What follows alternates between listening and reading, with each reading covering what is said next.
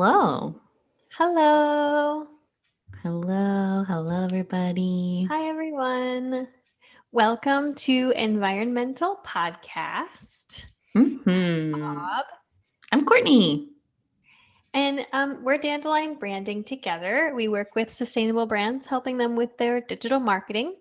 This is our podcast where we talk about sustainability and the impact that we have and how to make a better planet.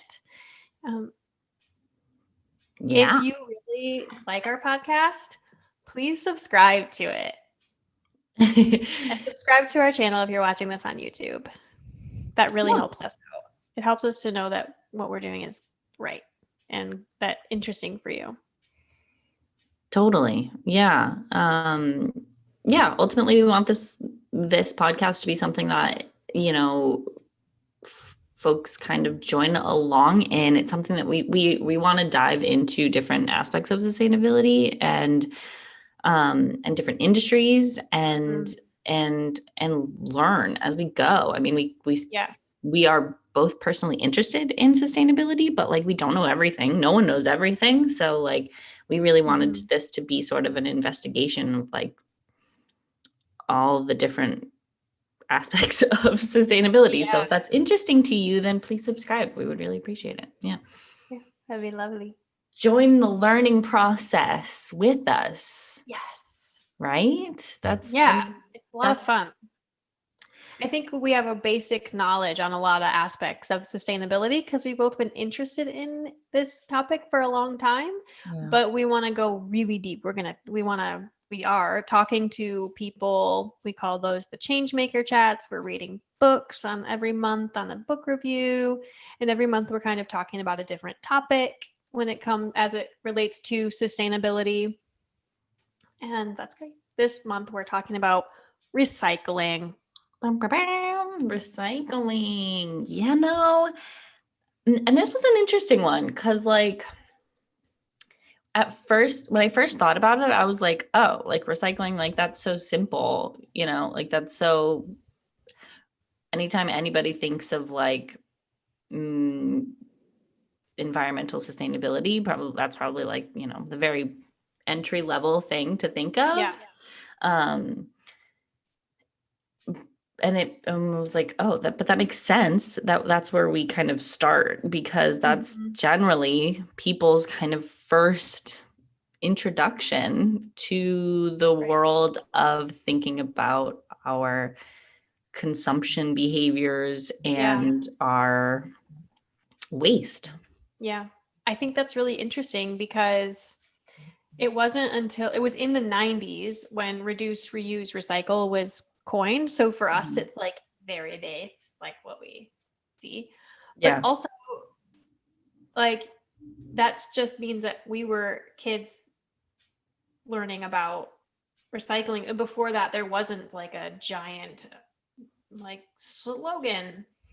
Yeah. That's Um, true. Right. Yeah. I yeah. think that it's just our generation that was like the thing. Hmm. Um, and probably younger folks are like, what? Like recycling is so like, you know, Duh. so yeah, exactly. Yeah. You don't know about it, but like regardless of the fact that like it's become sort of more common knowledge, there are still some really, really big flaws in the system. And it's Right. And even we don't recycle. Like, people still don't recycle. People still throw shit out. People still choose to use plastic straws, which, by the way, are not recyclable. So, like, recycling isn't like, duh. it's not common knowledge, right? Yeah. And I think that that's the the realization that I sort of came to recently was that like at first glance this seems like a really like duh topic, like yeah, like obviously everybody should be recycling, but like not only is not everyone, even if they have access, folks are not choosing to, Right. and in many places there just isn't access. So Right. like there are still some fundamental flaws in which we Mhm. need to be addressed. Right. And so like it's still a subject that's worth talking about. Mhm. So It's here worth we are. talking about as a consumer and as a brand owner, also. And I think Definitely. in a later episode, we're going to talk a lot after we like talk to a change maker and talk about and give a book review. I think um, we'll have a lot deeper knowledge, especially for brands and how they can make it easier. But just base today, we'll be able to talk about it Yeah, I from think that's where we something that stand. we'll mention. Yeah. Yeah, do we want to talk on that right now? Or do we want to to dive into that part, or do we want to, because that was something I kind of wanted to touch on near the Let's end, go or but and near the somewhere in end. this episode. Somewhere at some point, we're going to talk about all the different type branding. No, recycling and branding. Well, yeah. I mean, I think that it's worth talking about some of um the issues right now, but then Mhm. kind of being aware of that. As a brand owner, it's important for you to be aware of what your consumers are facing and dealing with. Mhm. And I think that one of the bigger points we wanted to make there is just that it should be something that you focus on trying to make easier for your customers.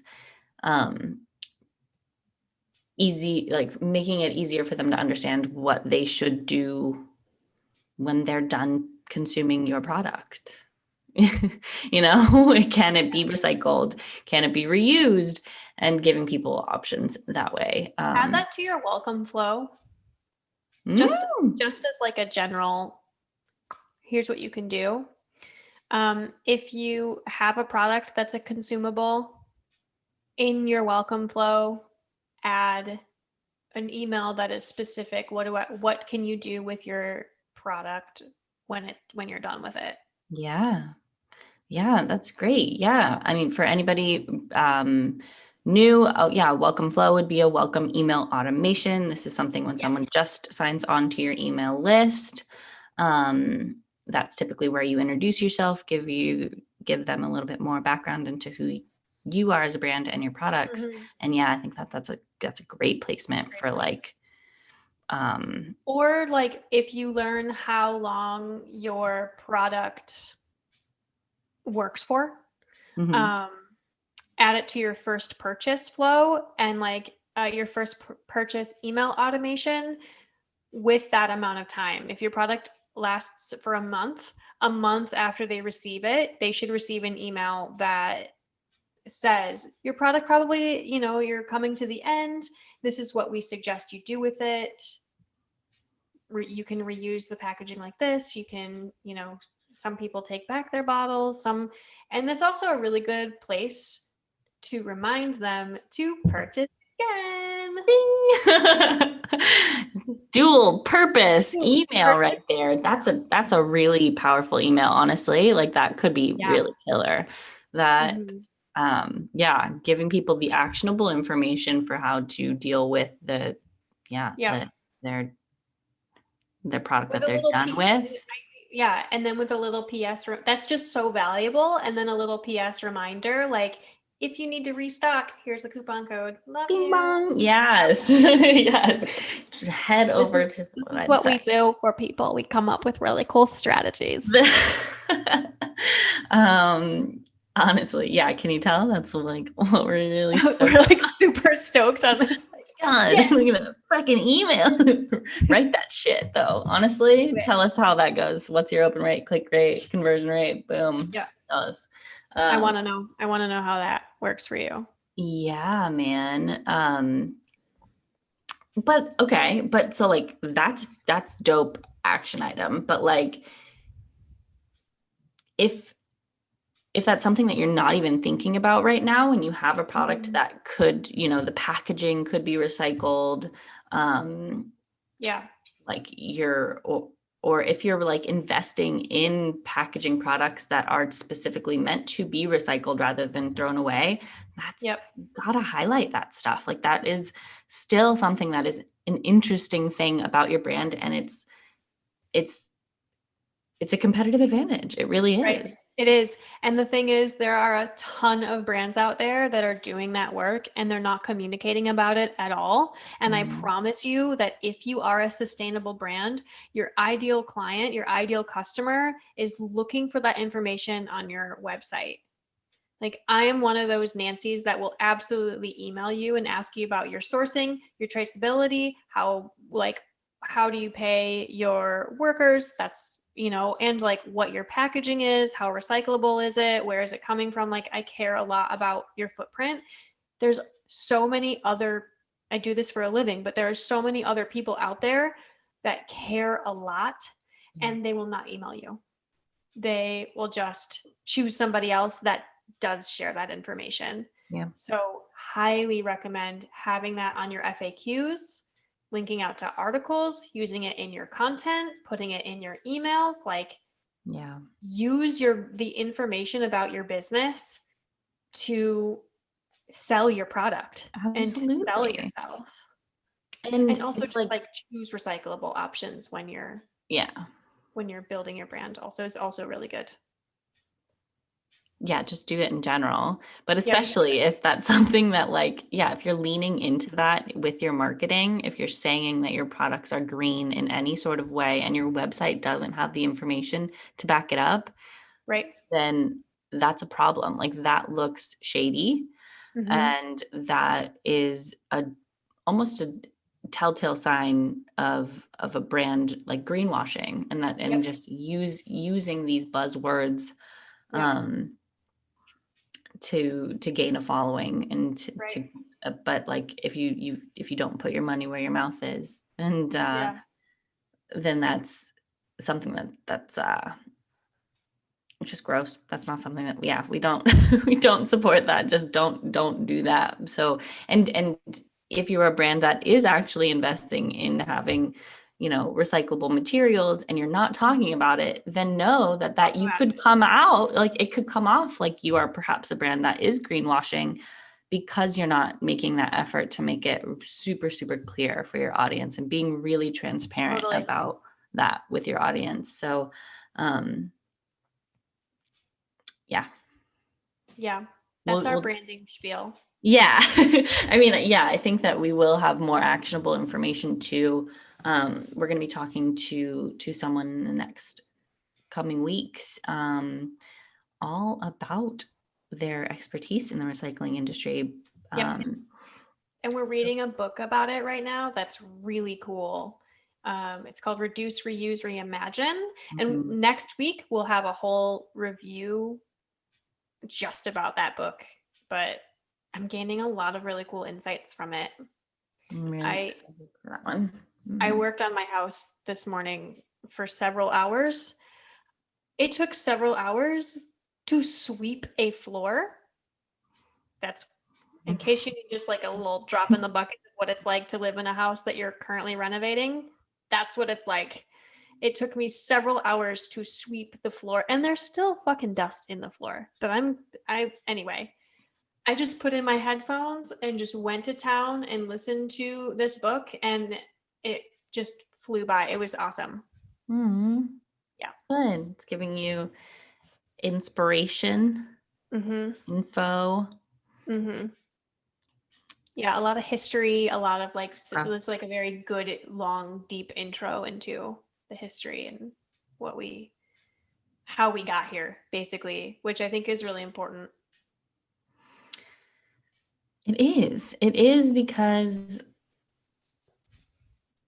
when thinking about recycling as a whole, and thinking about plastic consumption, this isn't the way that it's always been. And we touched on this a little bit in our last episode where, like, Yeah. you know, 2 generations ago, like not everything was this single-use plastic, just throw it Plastic away. really came out in like post-war. Is Mhm. very post World War II, Yeah. you know? Right. Where we didn't know that we had to be aware of our footprint on the Yeah. planet, you know? And then if you think about it, like the hippie movement makes a lot more sense because I just in my brain connected with that today. Hmm. because it was, I was thinking about this podcast, and I was also like kind of listening to the book, but just really thinking about like the history of recycling, and like we're going to talk about recycling, and thinking about, especially in the States, like I live in the Netherlands. They have one of the most robust recycling units in the world. It's actually really nice here, and it's very, very possible. Living here and seeing what's possible makes me so frustrated about the US. And I feel like if you think about US history, there was the Great Depression where everybody had to like reduce and reuse. Like really, they had no money. There was no, plastic wasn't a thing, and they wouldn't have anyway. They would have reused the plastic. There was no money there. Then there was the war, where there was like a ton of effort, I think, that like went into um everybody band together to like make stuff for the war. Yeah, production. Yeah, a lot of factories and stuff that was all being built. Yeah. Yeah, And so nobody was like consuming, nobody was buying new, there wasn't new stuff to buy because everybody was so focused on how can we help our soldiers. yeah, yeah, And then like that ended, and then bam, they have like the industry, the factories, like they became really high tech because they had to make all this stuff, right? For, and then all of a sudden they have all this high tech equipment, and there's no war, mm, and they have all these like raw materials. So they were like making stuff, making stuff, making stuff. And then yeah. plastic came, and they were like, you can reuse it. Consume. Consuming is really important. Now you haven't been able to consume anything for 50 fucking years. So like go for it.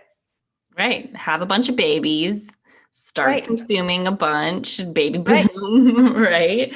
Boom. We That's want what they call everything it. Boom. simple.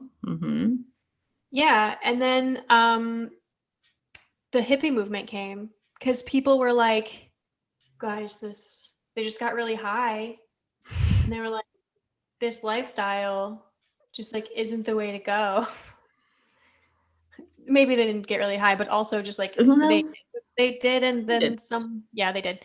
But yeah, they were like, this isn't the lifestyle we want. We don't want to see plastic and trash and this shit everywhere.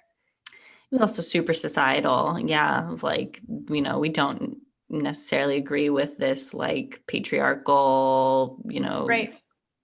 like very heteronormative society. Like, yeah, they were Right. more interested in freeness, which Yeah. wasn't a part of that. Like, now the war's over, like, cool, like, get married, have kids, consume, Right. like that. Yeah, be a Yeah. cog in the machine type thing. Right. And they were like, I don't want that. Yeah. And I don't want to consume like this. And like, I love a tree. Please don't cut that shit down. Yeah. Really, like that was, the tree lover, hippie, barefoot dirt people, like were very into recycling. Yeah. I mean, they still, I say we because I think I fall into that hippie world. Like that's, and I think I just had this realization today of what it must have felt like for that hippie movement and the people in that hippie movement to like stand there and be like, no, I will not be a consumer. Mm-hmm. No, I will not over consume and do this shit. Right. I'm going to take care of it. I'm going to reuse my things. I'm going to go talk to the scrapyard people. I'm going to, I like, that must have been so intense. And now we kind of boil it down to like hippies, but that shit is that counterculture, and that movement was so real and so intense in Yeah. so many ways. And I didn't think of recycling as like that counter, but now when I think about it, it really was. Yeah. I mean, right. The hippie movement really started a lot of those sort of social movements, because it just kind of allowed for people to think, um, in other ways, like think more openly, or to think critically about Right. the I guess traditional Yeah. way of The way thinking, the the way way of we're moving. living. Yeah. Yeah. Um, and it's interesting also to that point, like they didn't have any evidence to show that of like how bad it actually was, like to be consuming in that Right. way. Like back in the 60s, They kind of like guessed. I think there was some like maybe economical reports because they started having meetings, like international meetings in the 80s, right? In the yes. 1979 was the first like international conference about climate change, and waste was a part of that. So I think they had the information. They just like acted on it fast. Hmm. It was intense. Yeah. Yeah, they were ahead of their times. Yeah, I definitely. know. But it feels so like it's crazy now that it feels like recycling is part of our like mentality, I get kind of. And that when I bring it up to my friends, and well, most of my friends recycle, but my family who doesn't recycle, like I'm just a pain in the ass. Hmm. Like Yeah, I'm being like a nerdy pain in the ass. right. And I think that that's interesting because like I've definitely felt that way as well. And I think that it's similar when because that conversation of like reduce, reuse, recycle was tied to, it's always been tied to sort of a counterculture movement. Yeah. And there are groups of people in this country, more so than any others, that are super anti that, no matter what the fuck their message is. True. And that's still what's happening, like there are still people that don't choose to recycle Yeah. just They're just because, not about like, it. yeah, they're just like, that's some just like That's some tree hippie hugging shit. nonsense. Yeah. Yeah. Like, and it's insane that that's still a conversation that we have to have, but it's true. I mean, and that is the crux of why that it isn't something that that recycling is not something that is a nationwide system here. Sorry, I Right. moved away from the mic, but What were you um, doing? I think that is the probably the crux of why it isn't something that is a nationwide system yet here. It Right, it's is, not federal, which it seems like it would be a federal thing, but it's like a kind of a state thing and kind of like a county city thing. I think it's kind of a county city thing. Yeah. Like, Maybe township. Here I just translated the word gemeente, which is just township. mhm. Um the there's like there's like a national law, and then the gemeente dictates how that law is carried out. So the information that we get still comes from the township, but the information that the township gets is still regulated by the nation. Yeah. Yeah. And I think it's even privatized in the States. I think that all trash collection is sort of privatized. And this is something that our changemaker chat will have definitely more insight in. It's like her career is in um, the recycling industry in general, but definitely, what's happening in the States. And so she is going to be much more well versed in talking about that. I'm very Um, excited Me for that. too, because I actually like legit don't know how it fucking works here. Like there are so many There's so there's many options, like just too many listening to the book. resources. Yeah, Yeah. just listening to the book, it's like they lay it out. She lays it out, but it's like it's so intense and it's so different from it's basically the same thing we've been saying this whole time. It's like good to understand like the options, but what option do you have is going to be different than the option like next door. Right. Like, Yeah, which I think also leads people to just being like, I don't care. I can't figure this out. No one's Right. creating, no one's telling me the rules in a clear way. So Right. why should I be the one to figure it out? Like Right. that's a And lot then of you have people's mindsets. right, and then but then you have these like incredible people. I heard the story about this boy, might be in the book, I don't know, but about this boy that decided that when he was like 7, that he cared about recycling. And there's a lot of places in the States, like my family doesn't recycle because they don't have curbside pickup. And so he lives in like a place that doesn't have curbside pickup. So he goes around and does and picks up from all of his neighbors himself. And he's just been doing that for years. And he's saved literal tons of things from going to waste. It's You have these like superstars of people. I wish I could have been that person, but I don't have a cool story like that. Like when I hear those stories, I'm like, damn, I wish I would have thought of that, you know? But he's doing it out of the goodness of his heart. Like he's, Yeah, he just making cares. no money, probably spending far more money than he's Right. ever been actually making on any of that stuff Right, like because that. dump runs are fucking expensive. Hmm. Like, and I say dump runs, but like, I don't really know how it works there. How does If, I mean, there are recycling centers that will pay you for glass and aluminum here, like cans. I think Yeah. glass and cans you can recycle and receive money back. Okay. Um, They're 100% recyclable, both of those things. So that's great. yeah, that's all I know though, really. I don't think, I'm not sure if maybe they also They have accept like a paper. they have like a Probably. what is Mhm. it called? It's a milieustraat. It's like a trash street, kind of. There are And dumps here, but those are definitely more synonymous with just landfills. Like if you're going okay. to the dump, you are getting rid of just a bunch of Well, bulk stuff that could trash. be landfill. Yeah. You don't like go to a place and there's big containers and you can like I should fucking know this and you can just Um, there's like you can separate your trash out that at the would not be at all connected to a trash. Like there are recycling centers that would do that where you can okay. like weigh stuff and you can either do it for money or you can probably just like leave stuff. Mm-mm.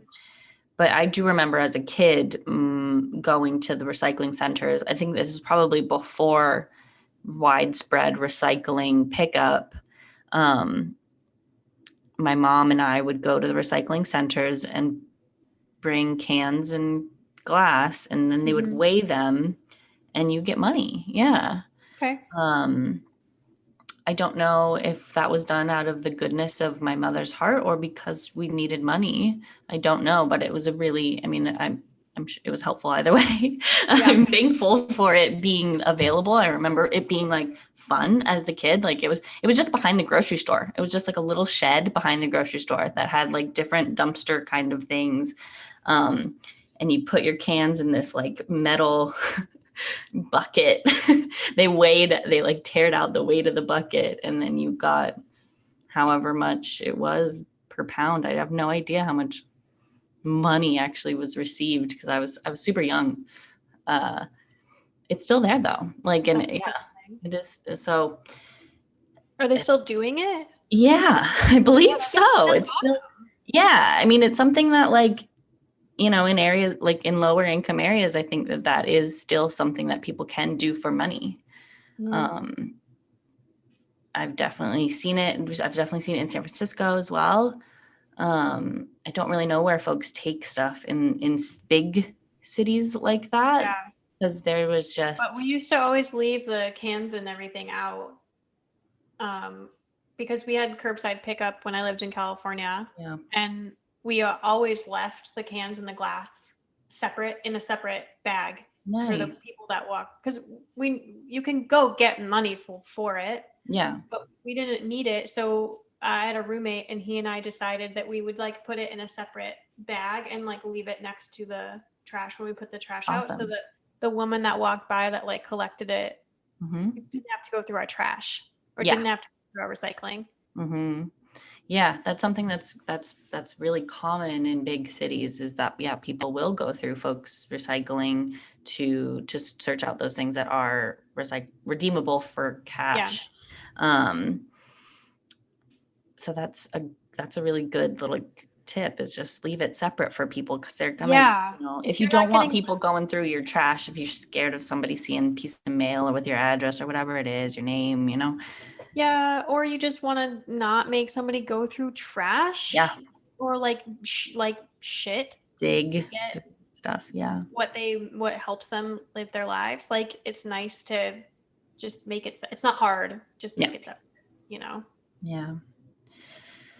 Yeah, it's really, but it's so like I recently moved down to Southern California. So I live in Ventura County now, for those who don't know. Yeah. I haven't Oh, really talked about it super much publicly, but yeah, after living in San Francisco and Alameda County, which are both in the Bay Area, there it was kind of shocking to see that this area I'm in, like nobody, like not, I'm not going to say nobody, but there is a lack of education around recycling in this area. yeah. Absolutely. I see it. I see it within my own household. My boyfriend grew up, born and raised in this city, and until I came around, was pretty much throwing everything into one trash bag. Everything going into the trash. Mm-hmm. And What I kind had of to be like, system do you guys have? I mean, there is recycling that is available, like for pickups, like normal pickups. But it's not, you just like, it's the, I guess the kind of standard is that like you can recycle cans, aluminum, glass, and like cardboard and paper and stuff like that. But so many people. Plastic? Oh yeah, some Okay. plastics. Yeah. To my knowledge, I mean, there's no information anywhere though. Like there's no list of things on the big dumpster of the recycling dumpster. I was just there yesterday, and there was like a bunch of styrofoam in it, and I'm like, that probably means that this entire dumpster is going to go into the trash because like it's Like 5% of stuff can be contaminated or something? exactly like when stuff gets contaminated, right? If anybody, even if paper gets wet, you can't recycle it. So like you can't recycle stuff that has like food waste on paper. Um Yeah, and that's the biggest issue, I think, with that, like not separating. Because I remember that from Berkeley. In mhm, Berkeley, they have like all of your recyclables go into this one bucket. mhm. That's my WhatsApp. But people don't know. Like it's not actively taught what the actual limitations are within like the recycling uh centers. Like Yeah. I had to, like someone who worked for Recology, which was I think the private company connected to recycling Oh in my Berkeley, California, God, remember? had to come and tell us that like you couldn't put wet paper, or like wet paper means it's compost now, it cannot be recycled. Right. And I had no Right. idea. But we had a whole weeks of trying to figure out what actually happened with the recycling because it all went into the one bucket. This Mm-hmm. was several years ago. Mm-hmm. Berkeley was switching to the one bucket. I'm just calling it the one bucket thing. I don't really know Do you what mean it's a called. dumpster? Is that a bucket? Yeah, yeah, What is a yeah, bucket to yeah. you? Okay, It dumpster. all Yeah. goes into one dumpster and Yeah. then they sort it out. Yes. Remember Berkeley was like Yes. moving to that. And we were like, it was when we were working in Berkeley. And we were like, what does that mean? Like, where does it go? Are you actually recycling it? And I remember we tried to get information. We tried to call somebody from the ecology center. We tried to get like, we we tried to, and we found almost no information. It took us weeks. This is Berkeley, California, y'all. Yeah. Yeah. Like, Doesn't get a whole lot more liberal than that. no. But It was so hard to figure out what was actually going on, and if there was a way that we could talk to a company that would allow us to separate our recyclables, because we wanted to. mhm, We wanted to step back from that one dumpster system because we didn't mhm. trust it. So we tried to do the research into, like, breaking it out again, and it was damn near impossible. Yeah, it really, really was.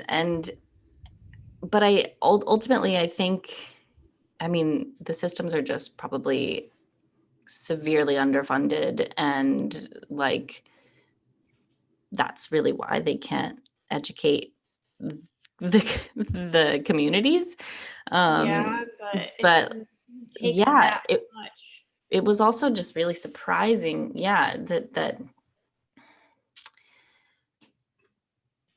I it was like if one thing is contaminated within a container, then the whole container had to be put in the landfill.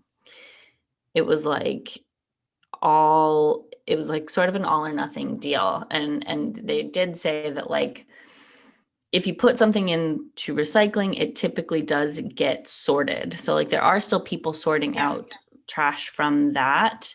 So that's good. Yeah, but like, for instance, with plastic, you should rinse it, but it doesn't have to be clean. You just have to, like, not Mhm, have like a bunch of food and shit in there. But mhm, it doesn't have to be like clean. Or like a pop bottle can have a little bit of water or a little bit of pop left in it or whatever. That's okay for plastic. But if it's connected, if it's with paper, mhm, if you put all your recycling into one place and then your a little bit of pop spills out of the bottle, it's going to get on the mhm. paper, can't recycle paper. Right, right, Like, this doesn't make any sense. right. I mean, it's just sort of like why why can't there be more clear regulations around Mhm. keeping paper separate from the rest of, yeah, like plastic Right. and aluminum cans and stuff that typically do have Yeah. liquids in And I think them. in some places there are. I remember when I was a kid, we had for a little while paper pickup because we have one of those buckets. I Hmm. remember, like, the paper Yeah. thing. We could put the paper at the road. Okay. Here's the deal with putting shit by the road in Michigan, though. It's always wet. Gonna be wet. Yeah, exactly. So I think we stopped. I think they stopped offering it because I Hmm. remember my parents still have the bucket. Hmm. So, like, so I think in some places it's separate, but in other places it's not. I don't know. My biggest takeaway from trying to do any research into recycling is, like, Google your city name and then recycling next to it, and then figure out who does your recycle, like, what's possible closest to you, and read what they have. Hope for the best. Like, I tried to like find a directory to be like, here's maybe the changemaker chat, Marissa. Maybe Hmm. she'll have a directory. That would I be good. tried to find like a directory to share with everybody. Like, then you could maybe type in your zip code and you would Hmm. get information. It doesn't exist. Doesn't exist. Yeah. Doesn't exist. Hey, that might be really cool if somebody here is listening. If you want like a really cool project, Create a make a directory. directory. People need that information. Yeah. A Yeah. directory of where and what can be recycled in each place, Yeah, how to access it, who's in control, like what. totally. It'd Yeah, be that really is. cool if, like, you did it for your state or Mhm, something, and then I don't know. I was like, maybe I'm thinking like, let's just make a basic website page, and then people can send us, like, they can do it for their state because it's county by county. mhm, So you just figure, like, make the directory for your state, and then we'll upload it into our website page. So I'm just giving us another business to Not doing start. I that, don't know. right? No, Some, yeah, we please, don't somebody have make the this. ability to do that currently. That is something that could be a really, really, really useful resource. But Yeah. again, it's sort of like that has to be a passion project. It's not something that Yeah. anybody's going to pay you for but it's just information that people need. Yeah.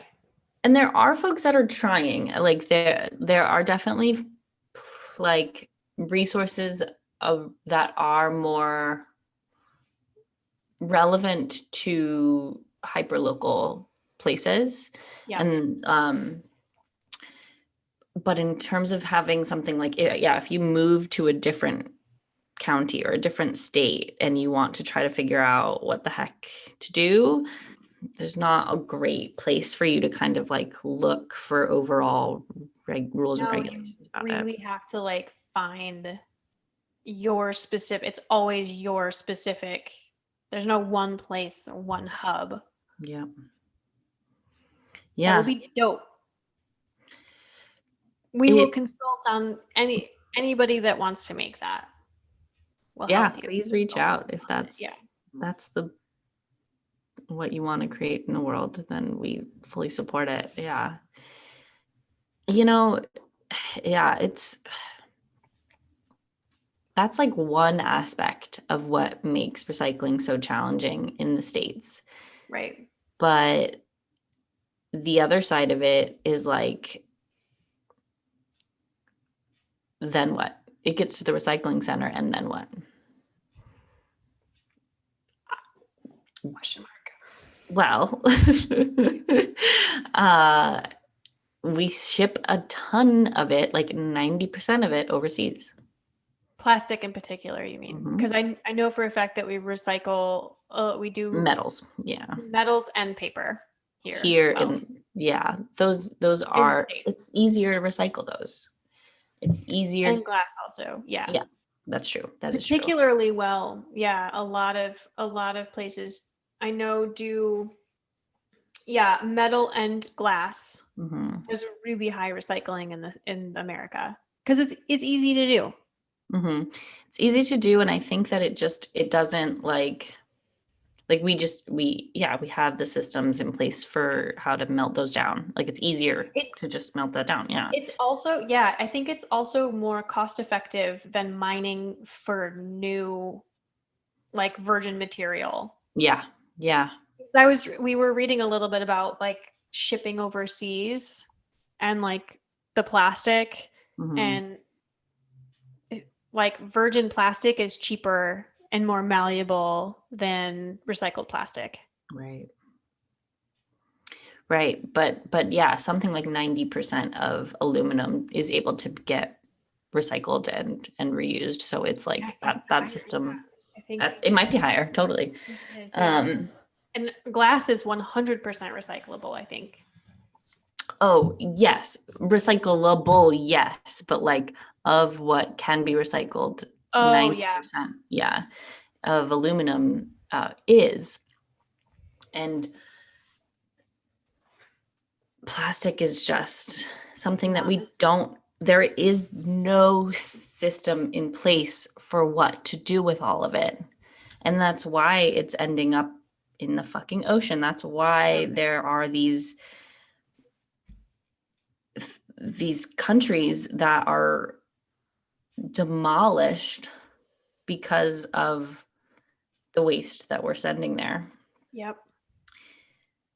And plastic doesn't break down, it doesn't deteriorate. It just gets smaller and smaller and smaller. And I just read, when Which is was that? even That worse. it's Which even is worse. right. I read a while ago. I must have been on Twitter. Follow us on Twitter. It's underscore the living brand. It's a lot of I really like Twitter. Um and like there is microplastics in our organs Hmm. because, and they tested a bunch of organs from kids under 10. They took like biopsies or something and found microplastics in like 90% of them Mm.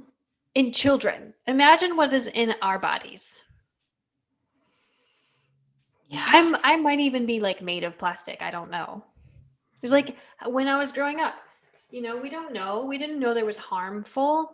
We had like, plastic bowls that we fucking microwave. I'm a latchkey kid. Plastic was what I was allowed to get. And Mhm. then the microwave was what I was allowed to use to cook all my meals. Yep.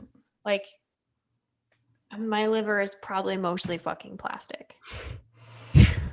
Like, And we're, yeah, and at the same time, then yeah, we're like, why is the cancer rate growing at such an alarming rate? It's like right. Hey, this is it's in our right, bodies, it's in what we eat, it's in what we drink, it's right, in everything. And right. And that is just the physical product. But like to create that product is so bad for the environment. It's like we use fossil fuels, it's not clean energy. It's like, and then it's not recycled. And when it is recycled, it also costs a lot of fossil fuels. Like mhm, plastic is and I think we're beating a dead horse when we say it, but plastic is a major issue. it's yeah, I mean, it's something that like we like have to move away from, and Yeah. there is no plan for that. No. Even here, which Yeah. I think this is the thing that drives me the most crazy is that every week, actually, what I love about it is that every week they pick up plastic and aluminum. They only pick up landfill waste once a month, and they pick up cardboard and paper once a month and compost once a month. Hmm. But plastic and aluminum is every week Wow. because that's what people use. And now that we're separating our trash that way, like we also use a lot of paper because we have less plastic waste than most people and we have more paper waste because we shift the way we use our packaging just Hmm. in my household. Be great if they could do like every other week for both, but Hmm. whatever. It's great that they just pick up plastic because so much packaging here has is just in plastic. Like you can't get spring greens not in plastic here, no matter where you go. And even if you go to the farmer's market, you can't get spring greens. You have to buy it like on the lettuce stalk. And if you buy the greens, they give it to you in Yeah, fucking plastic plastic bags. bag. Yeah. Yeah. Like there's Hmm. so much. And like a cucumber is wrapped in a plastic thing. And just, yeah, it takes a lot of work to live plastic free here. And I think it's probably like that in most places. Yeah. Yeah. I mean, and it's interesting. So like that, even in a place that has all the systems in place to incentivize people to recycle more, Yeah, it's but like they maybe, incentivize people to recycle more, or like it's not even really recycling, it's just like the trash they accept. So rather yeah, than changing the way they consume, they updated their system to accept the way that we are consuming, which okay. is which is a very Dutch thing, but like and I'm grateful for it because I love to separate. It feels really good. Like in the last place we were living, they didn't have any of these options, so that's awesome. But it seems like they as a community or as a community we could push for changing the way we consume and like using less of those things. Yeah, that's interesting. Right. So maybe like the pickup schedules were not as proactive, but it was more sort of reactionary to how people were consuming anyways. Right. It's interesting, but because it's like if that was the case here in the States, I mean, everything we use is plastic, everything that you Yeah. buy at a store pretty much has plastic for the Plastic. most Yeah. part here. Um, in like traditional grocery stores where most Yeah. people are shopping. Yeah, but yet our yeah, the way that trash is dealt with doesn't really match that. I mean, it's still all just sort of like throw it away. Put it, Throw it away. Don't think about put it. it. You're gonna just throw it away and you're done with it. And it's off. Yeah, but it's like, y'all, it goes somewhere. Right. And where it goes, I want to open this can of worms, but it really is a can of worms. But where it goes is usually in low income neighborhoods. Mm-hmm. Absolutely. Yeah. And that's a Um, fucking problem. it is a huge public health problem. Yeah. Yes. Um, Contaminates water, air. it air. Yeah. It contaminates it contaminates these people's lives. And they're low income and people of color and they're communities that like are disenfranchised. And now we're also just they're just being poisoned. Mm-hmm. Yeah. Yeah, it's really sad to see, but yeah, I mean that it continues to be the case in the States, definitely. Yeah, where I live, Oxnard, is primarily Hispanic, primarily relatively low income compared to everything else in Ventura County, and it's where the dump is. Yeah, it's where all of the like production, it's where all of that sort of um, industry is, Mm-hmm. because it pollutes more, right? So people Yeah, in the wealthier areas don't want that they don't want around. They don't that. want to have to see it. They don't want to have to smell it, and it absolutely correlates to higher instances of asthma, chronic Yep. conditions. Like, yeah, lead poisoning Mhm. and like cancer and like all of these terrible, also like, yeah, chronic or long term illness. Mhm. Right. And I And what's mean, the solution? right. It's like that's what That's the can of worms I didn't want to open. Was like, well, it was like, I'm yeah. And I mean, I curious think about that's what's the like solution. The answer is going to be like large systematic change, overwhelming. Like, I think that it is, we lean into what we have good systems for. If we're able to recycle aluminum and glass and paper easier here, then mm-hmm, we need to move towards packaging our products in that way.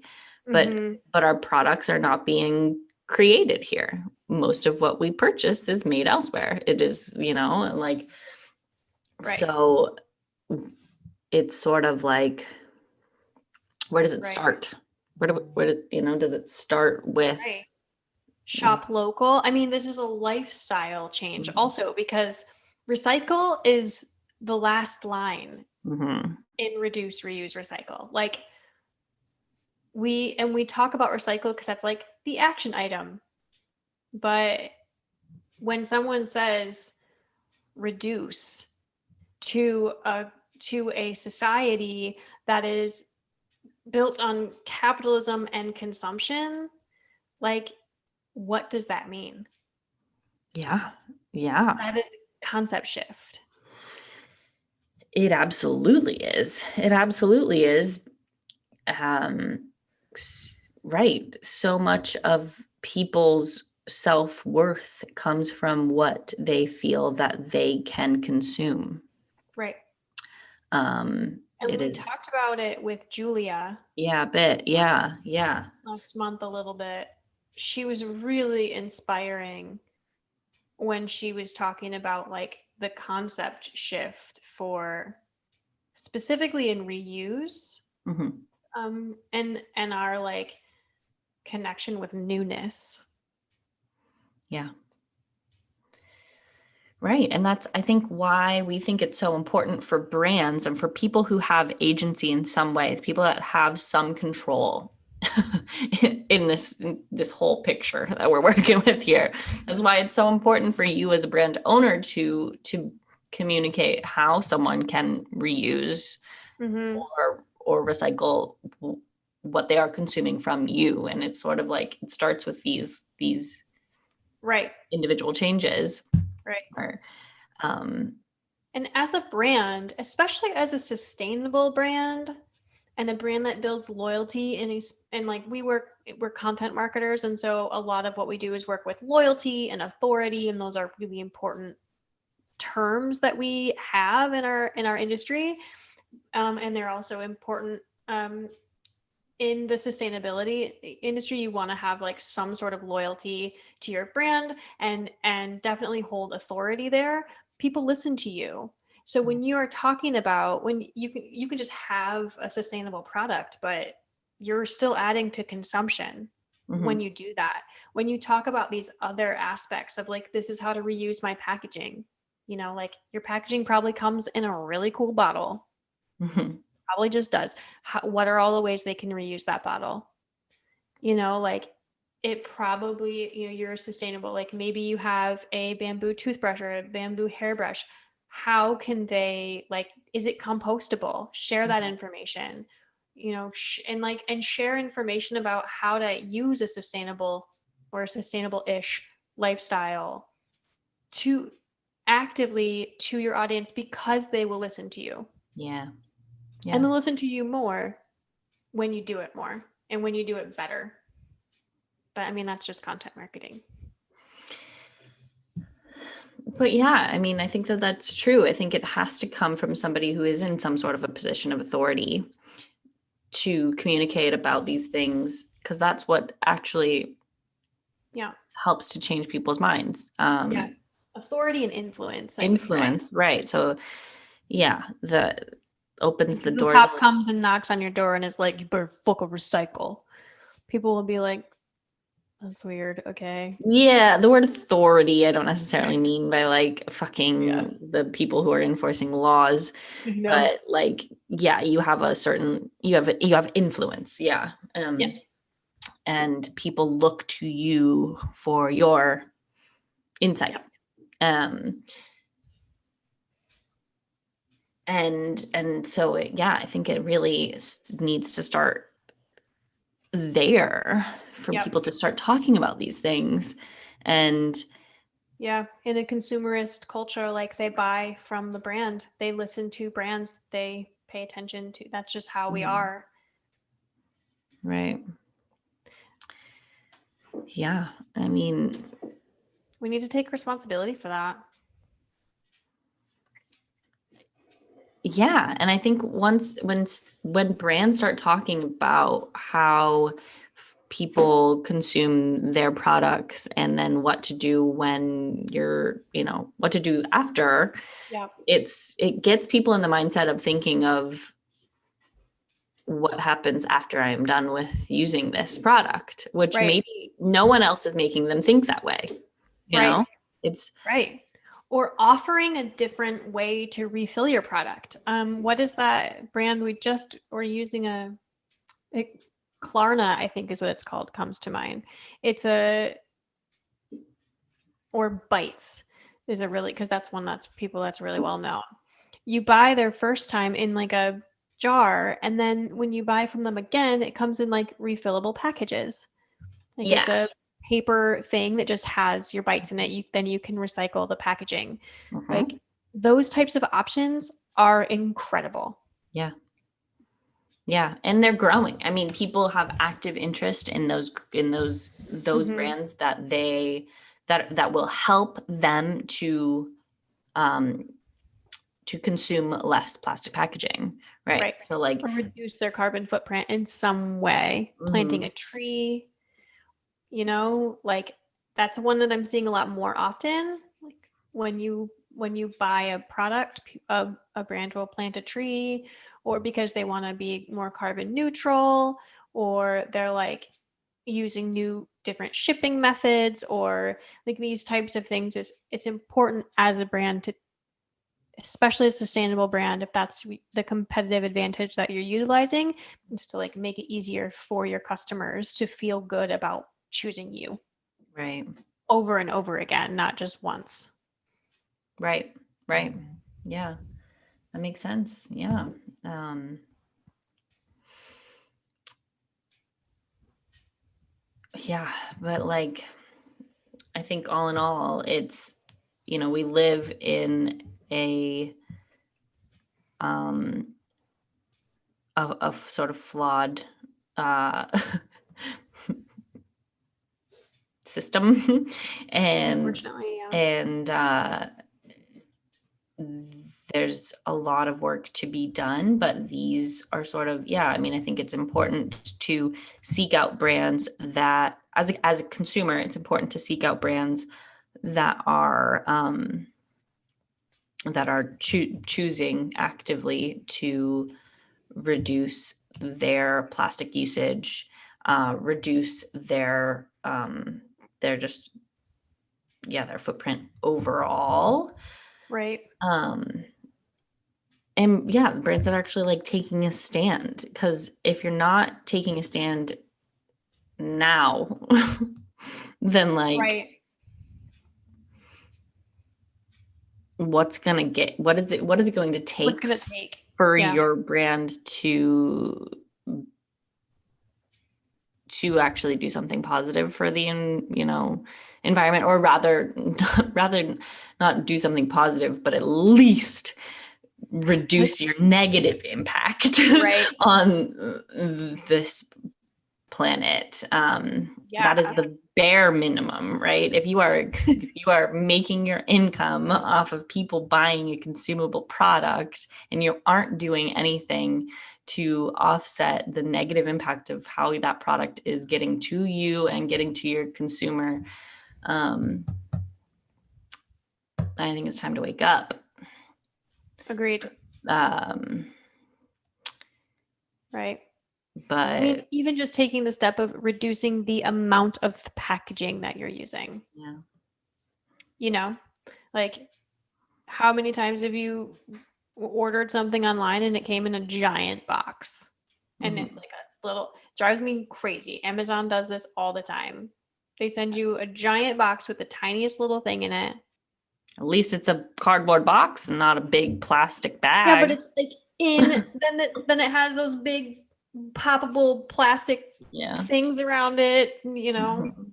I Yeah. sent Courtney a package, and in it is a really cool wooden puzzle by Unidragon. Highly recommend. They're beautiful. And yes, I did email them to get sourcing information. It is not on their website, and I suggested that they put it on their website. I'm actively suggesting it now. Please email them. Um, like, but I liked their response. And when I received the package, the reason why I'm talking about it is because when I received their package, like the puzzle itself comes in a wooden box and it's really I could beautiful. go get it, I guess, but yeah. But the cardboard, the puzzle came in a cardboard box because it was shipped to me, and it was perfectly fitted. Like Mm, there was no extra packaging at all. It nice. like perfectly fit in their packaging. And then like the wooden box itself, like it was just so gorgeous. And it was such a like lovely experience to have. Yeah, that's well That like done. it was very well done.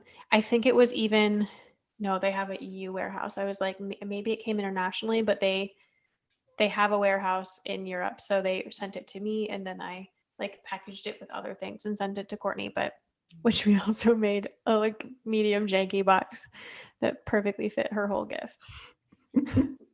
Reused out of a Reuse, HelloFresh man. box. Yeah, reuse. You can do what you can. Yeah. But the Um, customs got to it. Damn they did. They took out some secrets, but that's okay.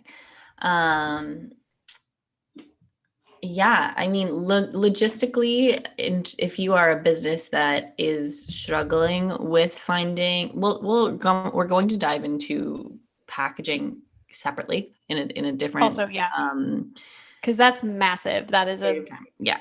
Yeah. And it's something that well, that I have experience in. Yeah. I don't know. Yeah. I guess you didn't work in that aspect of the no, I business helped directly, but you make choices, but I yeah. didn't. We like looked at stuff together, but you were the one that was really like helming that. Yeah.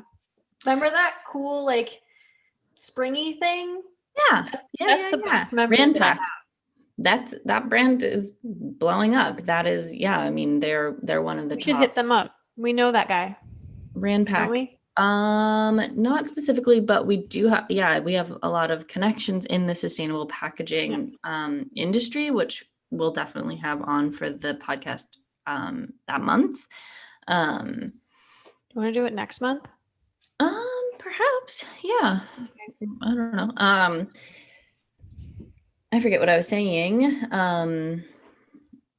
Oh, but yeah, if you are a brand owner and that is something that you feel held back by, feel free to reach out. Honestly, our email address is info@dandelionbranding.com. Or you Mhm. can hit us up on any of our social media channels and we We're can very easy to find. there. Yeah. Because I know that, yeah, it can be, it is a little bit of an investment, definitely. So it's something that you have to Mhm. like, it has to be a conscious choice. Typically that a brand isn't just using recyclable materials Yeah. by accident. Um, Right. so it is something that is, definitely worth investing in. But if you are having problems finding sources or something like that, or finding a somewhat affordable alternative for what you might be using now, then yeah, I'd be happy to help. Yeah. There's a lot of options out there. Yeah, we should talk about packaging next month because I want to know more about it, and also I'm just curious. Cool. Yeah. Yeah. Yeah, finding a book about that might be a little bit challenging, but it's out there. I'm sure it's out there. I did a Um, little research and I couldn't find one, but I not on Audible. I mm, could find one like to read, mm, but to mhm. listen is a little less Yeah, that's harder. easy. Yeah, we might run into that, but we'll get there when we get there. Yeah. But yeah, ultimately, I think that, yeah, we just sort of in this episode wanted to introduce the concept of recycling in the States, Mhm. um and I guess just the what issues with the industry we've come across just in our actual Yeah. lives, and by trying to research literally anything about how the laws are created. Right. There's not a lot of laws. Aren't any. Yeah, Yeah. no. And also in the Netherlands, like it's one of the best, and it took me a long time to actually find all the information. And not just because I don't speak Dutch, but like Yeah. it just takes time to like find the information about how to recycle where you are. Yeah. Yeah. Yeah. It does. Which is weird. Yeah. I know It's like I want a solution for that. And I for don't want. something that is thought of as like the base level for being accountable for the waste we produce. There should be more Right. research sources for people. There really, really should. Like there should be an easy place. Like you put in your zip code and it helps you and like it populates with like here's what you can recycle and here's how to do it. Like that you only And need you know what? columns of information. It probably exists, but their website SEO is just like not on par. Yeah, if you're listening to this and you have a directory, I Yeah. will do your SEO for free. I don't care. Yeah, honestly, like that would be Like a dope pro bono project, because like I'm sure that there is someone who feels so passionately about about this that has done some of that work. yeah, But it's just please when you reach search out. it, there's just so much information about recycling that like, and particularly with just like news articles about like the issues and Yeah. How but is it like possible that there is so much information about recycling, but we still have such a hard time figuring out what to recycle and where and mhm. how? How is that even a thing? How can both of those be true? Yeah. I don't know. I don't have There's a that systems answer. breakdown Yeah, yeah. there. And that There, is the crux of why people don't recycle is because it's like right, overwhelming and also not like you don't ever feel like satisfied. You don't ever feel like you got the right. answer like, oh, okay, I know what to do now. No, Like there is never right. that feeling of gratification or No, whatever. especially when it comes to plastic. Yeah. Especially plastic, because you're like, is this Oh, actually recyclable? I don't understand What the is number it made of? system. What is that numbers? What Like is that? It has the triangle. Does that mean it must mean it's recyclable? But actually, sometimes it doesn't. Like, I have no idea. And I was trying to figure this out yesterday as I was going through our trash from we from all our food deliveries, trying to accurately sort our trash. And what's recyclable and what's not. I don't know what one is. I don't know. I think these are weights of plastic, but like, I think they're types of plastic. right. Yeah. Yeah. I So like don't, maybe like they're like in like they're dead different thicknesses. I have no idea. thickness, or like maybe like like they're different types of like poly whatever's. Right. Like Yeah. maybe they're actually different makeup. I don't fucking know.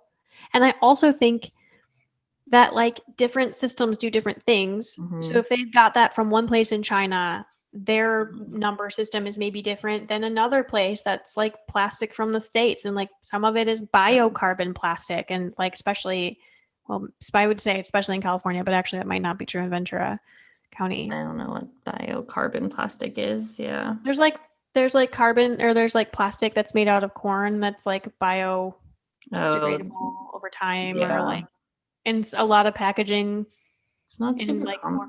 common here. I haven't seen it really. Yeah, I don't know. I just know Um, about the Bay Area stuff, and it there. is getting more common there.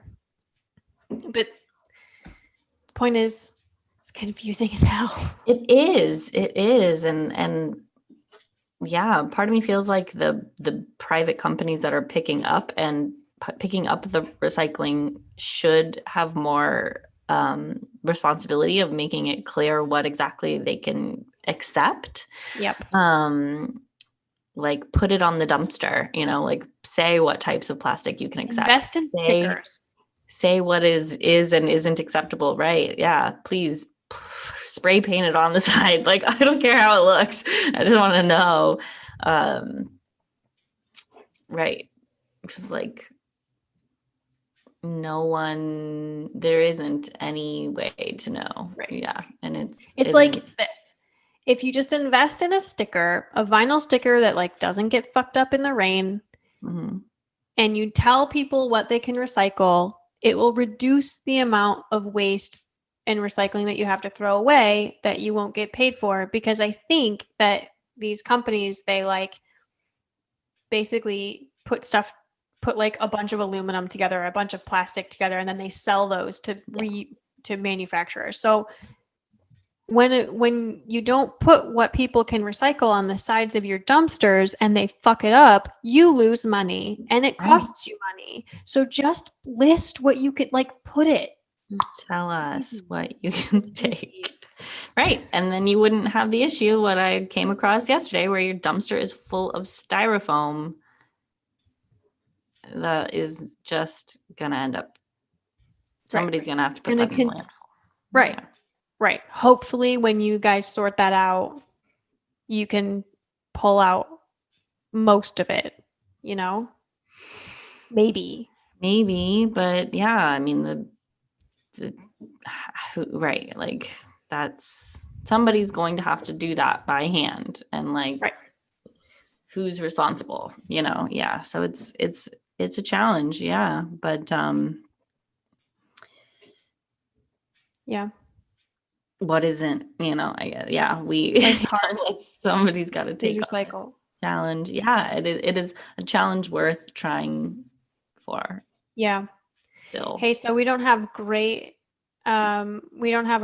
like solution for you for recycling this week, but I think I would like to issue a challenge for you to just like Google how to recycle or if it's possible in your neighborhood, and share that information with a community member Yeah, or a maybe neighbor. maybe family Print member. up a flyer, put it on a telephone pole. I'm thinking about making something for the dumpster here in my like apartment complex because Yeah. it wouldn't be that hard. I don't have a Yeah. printer, but I'm I'll officially issuing the challenge. figure it out. Somehow share information with your community about how they can recycle. Yeah. Yeah. Um, Leave us a comment if you do it. yeah, just a little, it doesn't take long, but it's more work than someone who's like doesn't quite care will ever do. So like Yep. it could have a big Could impact. It it really, could. really could. And you could even get like a piece of printer paper and like write on it with a Sharpie and cover it with tape. Right. Like Right. something. Fake laminated it. Yeah. Fake laminate. That's yeah, grassroots activity there, man. Sometimes we got to figure these things out on our own, and they're, Yeah. yeah, the systems in place are not perfect, so it has to be done by individual organizers. So Yep. that's not a bad, yeah, That's challenge. you. Yep. Yep. Um, yeah. Well, let us That's know our if you do recycling that. podcast. Yeah. Yeah. Thank you guys for listening or for watching if you're here on YouTube. And we'll talk to you next time, huh? Yeah. All See you right. next week. Okay. Bye.